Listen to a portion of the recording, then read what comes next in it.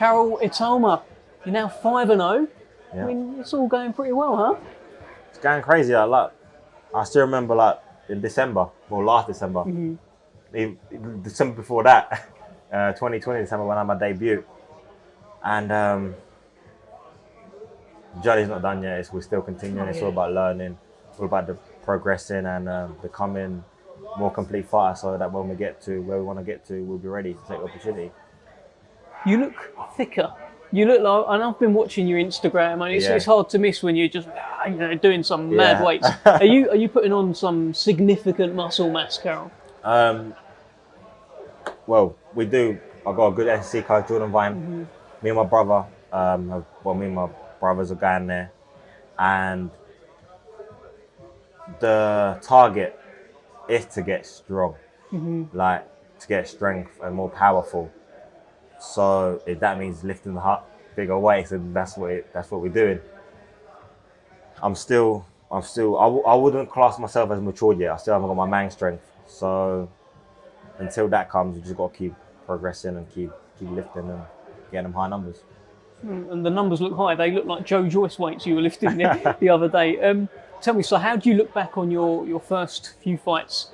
How's the journey so far for Karol Itauma? Well, we had 5 fights, all on TV, very active, crowds there as well.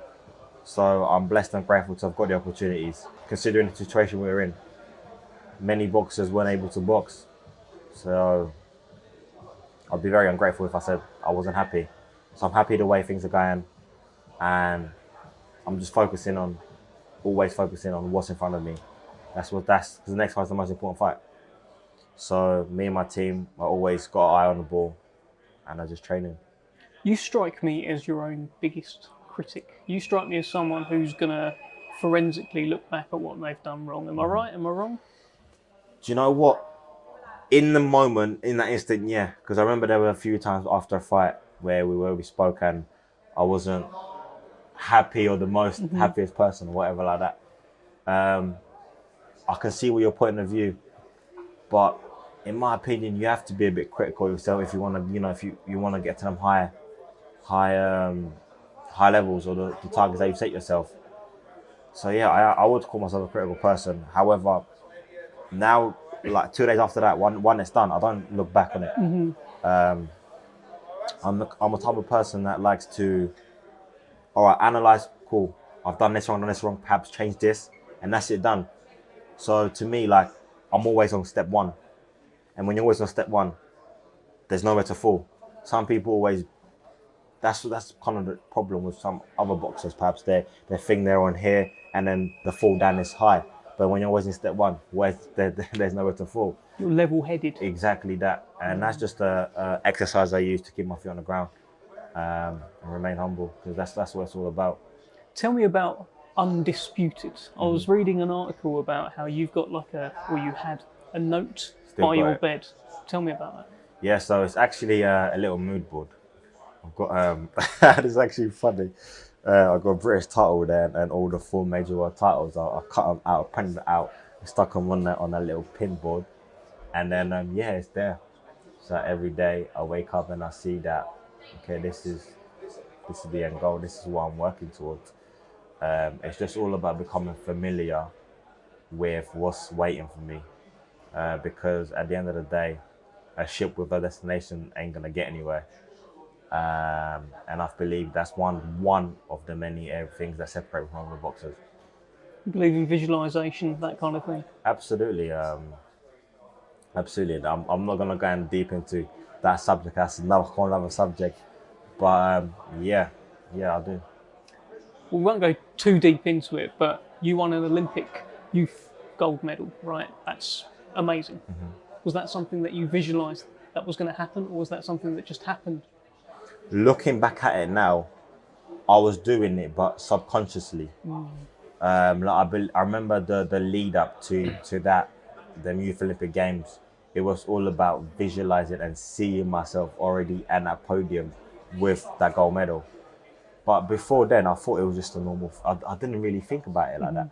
But now, when you look at the psychological aspect and the cognitive stuff, it's all about. That's what it was all about.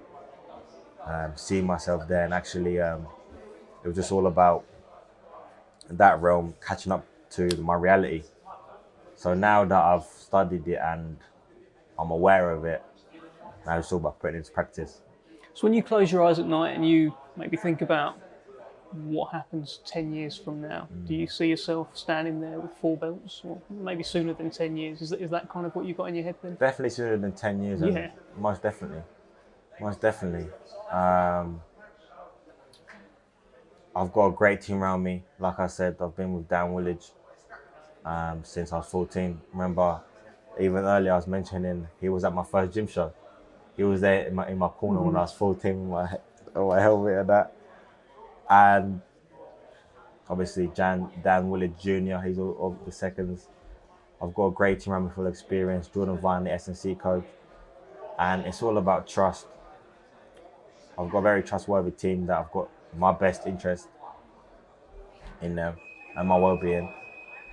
So now it's all in my hands to not let them down, put the work in, that all my sponsors, all my team, my parents believe in me, and just put that into work and really make that reality. Tell me about your relationship with your brother, the younger one, Riko, who's 17 years old. Yeah. He looks like he's as big as Joe Joyce. Yeah. I know Joe Joyce has been sparring him. He's a monster. What's that relationship like? My relationship with Rico is, I'd call it competitive, but it's crazy relationship. Like, we understand each other. We get along well. He trusts me, I trust him. And in my opinion, he's the only person that can know how I really feel. The way I say that is because A, we're brothers, he's my blood. Yeah. And B, he gets in the ring as well as an amateur, and he's going to get in as a pro when the time's right. So I believe that's why he's the only person I can really exactly feel, I know how I feel. So I know how far he can go, and he will shock the world when he gets the opportunity to, because he's been shocking us since he started boxing, really, at the age of 13, dropping grown men. So now it's just a matter of time before exploding to the scene that everyone knows about him.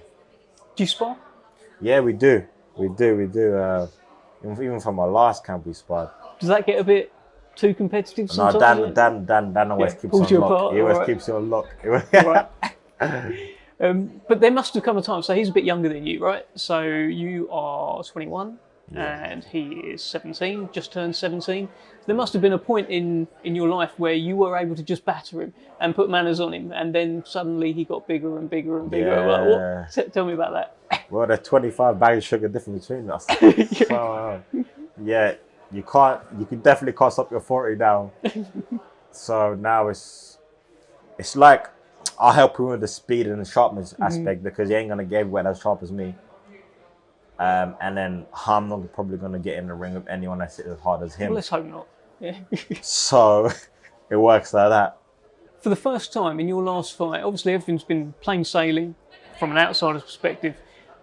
David Haye had one slightly critical comment. Did you pick up on it on the night, or did you hear it? Yeah, I heard it. Apparently I should have hit him when he was down. It was something about killer instinct. So watching back the knockout, and look, I'm sure we're going to play it over the interview, there was a moment where you could have thrown a shot, but you didn't throw the shot. I don't think he was down, but he was hurt, clearly. And you pulled it. Talk us through that, and what do you think of those comments? It's a comment, it's an opinion. Obviously, I respect David. Obviously, he had a great career as a boxer. He knows about boxing. With that being said, my third fight against my second fight in the Royal Albert Hall. Hibbert, was it? What's his name? I forgot his name. But that fight, I showed killer instinct there. So if I don't show it in a certain occasion, like, it was crazy, like, cause I felt that shot going for his rib. So I just didn't feel like there was any point. And it's funny he said that on the night, especially when Hamza Shiraz and the thing had a little thingy like that. It's one of them things. We're in a sport where everyone's got an opinion. So obviously I respect it, but it doesn't really change my opinion or doesn't affect me in a way. These guys who are reigning in the division right now, what we're talking more on the British level, you guys like Anthony Yards, Callum Johnson, Joshua Buatsi. Do you think these guys will be around when you start making your way up towards that level? I don't know. I guess time will tell. Compared to them, I'm still a baby. Like there's probably like the youngest. There's probably like 9 years difference between me and the youngest one, or 10-year difference. Yeah, yes. And think of the amount of experience you gain in just 5 years, let alone 10. So I'm not one to rush things. I know that when the time's right, the time will come, and I'll know when it's right. I'm still waiting to mature. In the lighter weights, you can afford to have that, age gap, because there's not much power in it. But in these heavier weights, one punch could change it all. New Year's resolutions? Any big changing things going on this year? Go on, have you got any? I had one. Go on. I had one, but I broke it already. Ah. It was to be on time to places. To do what? To be on time to places. Oh, okay, yeah. I did tell Dan, like, this one, your resolution, I'm going to be on time to start places, but first week I broke it already by 30 minutes. So Mate, everyone does. Everyone does. Okay, so tell us then, March 11th, Karol Itauma, fight number 6. What can fans expect? Absolutely. So March 11th, I believe in chief support. So it's a great opportunity to showcase my skill, showcase the marginal gains all the time. About them starting you like that? That's a good buzzword for you, isn't it? Literally, that's what it's about. Yeah. That's what it's about each fight. I see that he's got stronger. He's showed me something else, and I'm showing them little sides of me that people haven't seen yet. And that's what it's all about. Putting an explosive win. That's what it's all about. Karol, pleasure as always talking to you, and see you soon. Thanks. Thank you very much. Oh no. Cut.